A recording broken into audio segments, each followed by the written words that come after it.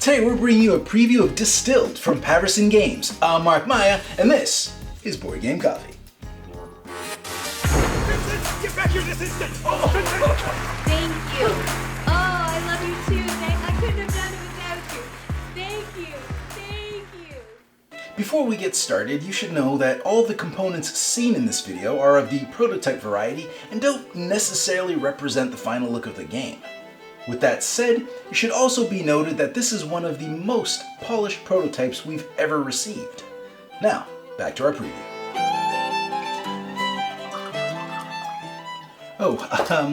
Distilled is a 1 to 4 player competitive spirit crafting game with a bold sense of hand management and hints of set collecting, with a subtle aroma of press your luck. In Distilled, you take on the role of some lucky bastard whose distant relative kicked the copper bucket and left you an entire distillery. How awesome is that? Mark, What? you can't make jokes like that. It's not okay. You think the copper bucket thing was a stretch? I mean, I could have said kicking the copper kiln, but does anybody even know what that is? No, you can't make jokes about family members dying. Whoa. I never said family members. I distinctively said distant relatives. I mean, you probably never even met the guy. That's like the lottery of will readings. Mark! What? Distilled is a tragic story of loss, struggle, and one person's journey to raise their family's business up from the ashes and return it to its former glory. Mark! What? I can't win with you! Alright, here's the deal.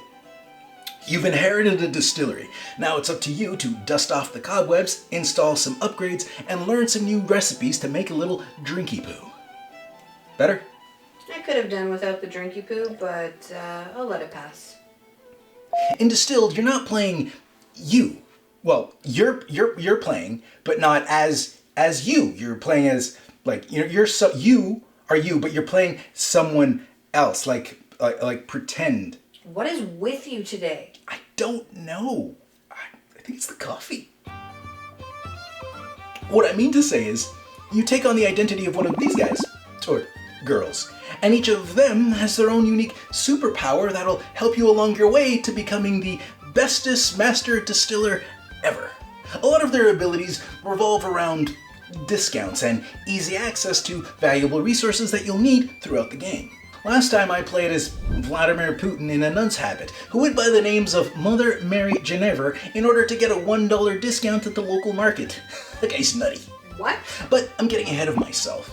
Let's learn more about how the game works, then it'll all make perfect sense. Will it? Your goal in Distilled is to gather resources from the market that you distill in your very own distillery, to then sell for profit and prestige. Profit allows you to buy more supplies, upgrade your distillery, and hire specialists. While prestige is represented as spirit points, which is exactly what you want if you want to win. And to win, you gotta be the best. Distilled is played in phases, and in those phases, players take one action at a time around the table until everybody passes, and then you move on to the next phase. You're getting a little slurry there. I think I just need to sit down. During the market phase, you unlock new recipes listed on this clipboard here, which you'll definitely need to do because all you're capable of making at the start is moonshine and vodka. Which is great if you're looking to kick things off at the next backwater homecoming dance, but not if you want to distinguish yourself as a reputable distillery. Each recipe will have different requirements listed here, which you can acquire from the basic market, or the illustrious premium market, which carries a wide variety of items ranging from exotic sugars, barrels, and bottles shaped like kitty cats. But the market also offers a lot of extremely useful upgrades that you can add to your distillery to improve many different aspects of your gameplay experience. Like the Architect, which lowers the cost of other upgrades. Or the large storage room, which will give you a discount on bottles and barrels. Or the Master Blender that gives you extra SP if you're brewing spirits, which you have labels for from the same region. You want to know a secret? The upgrading is my favorite part. Crafting spirits in your distillery is actually a fairly simple process with a bit of press your luck. Observe. First, buy supplies from the market and add them to your pantry. Then, toss the necessary ingredients into this area here called the washback. If our goal is to make gin, then we'll need at least 2 sugars of this type and 1 of this type. But let's toss in a little extra for good measure. Here you go. Then add alcohol equal to the amount of sugars you used. Gather it all up and shuffle. This is where the press your luck part comes in. Now that you're all shuffled up, blindly pull the top and bottom card from the stack and place them back into your pantry. Everything else goes into a barrel of your choosing and determines what you're actually making. Next, pour it into a bottle and sell it for the total money amount shown on all the cards used. Then, add up any spirit points shown, plus any points earned from crafting that particular type of beverage. So yeah, you could put everything you got into crafting that one spirit, which will increase your odds of success and earnings, but you'd be using up all your ingredients that you need to make more stuff in the future. And making more stuff earns you more points than just throwing all the stuff into one vat. Is vat the word we're looking for? Is that even a word? Vat. Vat. I think you've had enough. Oh, come on. It'll be fine. We'll just smooth out in post. Nobody will ever know. You realize that we don't film these videos in order. So? And there you have it. It's not quite a how to play, but it's what we in the industry like to call the gist. Some spirits will need to be aged in wooden barrels before you can sell them, which can earn you a lot of points the longer they're aged. But you're not making any money on barrels sitting in your warehouse. So you're gonna have to make that call. Do you need that money now, or can it wait? Do you think actually drinking is a good idea? I mean, we have a lot of takes to do still.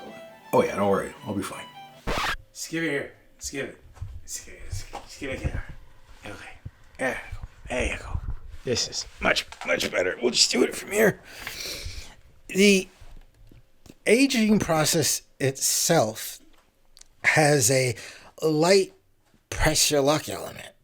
I say light because you don't actually lose anything, but it's possible that you won't gain as much as you could have. You see, barrels in your warehouse age once a round, and you denote this by adding flavor cards into that stack of ingredients. Note that flavor cards are added blindly, so you have no idea what the impact this aging process is going to have on your boozy concoction until it comes time to sell. Now, each flavor card added contributes to the points earned for aging your spirits. Well, they don't contribute to the points, it's more like they track the points you've earned for aging. But they do add to its overall value. Sometimes. When I decide to sell my aged brandy, I turn over all the cards that I tucked underneath the barrel and reveal all the flavor cards I added. The longer I waited, the more flavor cards there will be. This smoky and tobacco, for example, increased the sell value of this item by a total of $3. So waiting those 2 extra rounds paid off. Yay for me. But these rubber tires did nothing to increase my profit earnings. I wonder why. Everyone knows that a label can make or break a beverage's success. Who knows this? Everyone knows this. Everyone who? Is that something people actually say? Yeah, All the time. Name one person. Just let me do the thing. Just let me do the thing. Everyone knows that the right label can make or break a beverage's success. All right, okay, I got this. I got it. And Distilled is no different. When you make, let's say, a fine whiskey, you'll get this label that you add to the top slot of your personal distillery board, which will award you a one-time bonus, like a free upgrade to your distillery, or unlock a new recipe. There's a bunch of fairly powerful bonuses to choose from. I mentioned earlier that players take on the identities of characters with their own unique superpowers. But those same characters also come with their own signature drink, which is harder to craft due to the fact that you need a signature ingredient. But when you do craft it, you'll earn yourself a boatload of points.